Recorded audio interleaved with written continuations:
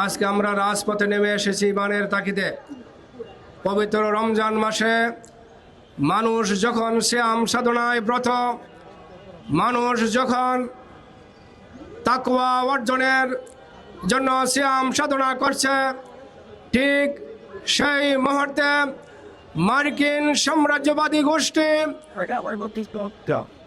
বিশ্ব হায়না ইসরায়েল যৌথভাবে ইরানের মুসলমানদের উপর হামলা করে ইরানের সর্বোচ্চ ধর্মীয় নেতা আয়াতুল্লাহ খামেনিকে নির্মমভাবে হত্যা করেছে। এই হত্যাকাণ্ডের তীব্র নিন্দা এবং প্রতিবাদ জানাচ্ছি। সংগ্রামী ভাইয়ের আমার, শুধু তাই নয়, সেই বিশ্ব হায়না একটি স্কুলে হামলা করে নিষ্পাপ শত শত শিশুকে নির্মমভাবে হত্যা করেছে।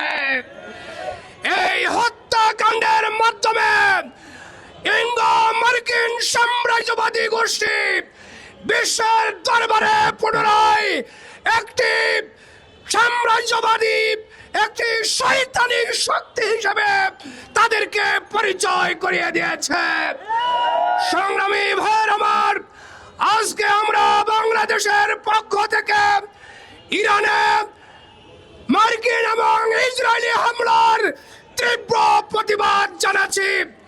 সেই সাথে 92 ভাগ মুসলমানের এই বাংলাদেশের নবগঠিত সরকারকে আমরা আহ্বান করব, বাংলাদেশের 92 ভাগ মানুষের চিন্তা চেতনা, ধর্মীয় বোধ এবং বিশ্বাসকে ধারণ করে আমেরিকার বিরুদ্ধে তীব্র প্রতিবাদ করুন এবং ইসরায়েল এবং আমেরিকার বিরুদ্ধে নিন্দা প্রস্তাব জ্ঞাপন করে তাদেরকে জানিয়ে দিন আমরা মুসলিম মুসলমানদের পক্ষে রয়েছি।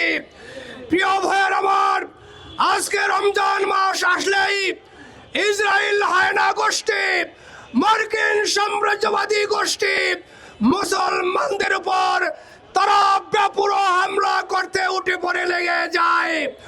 আমরা বলে দিতে চাই, মুসলমানদের ঈমান থাকতে, মুসলমানের রক্ত থাকতে সেই সাম্রাজ্যবাদী গোষ্ঠীর হামলার আমরা প্রতিবাদ করে যাব ইনশাআল্লাহ।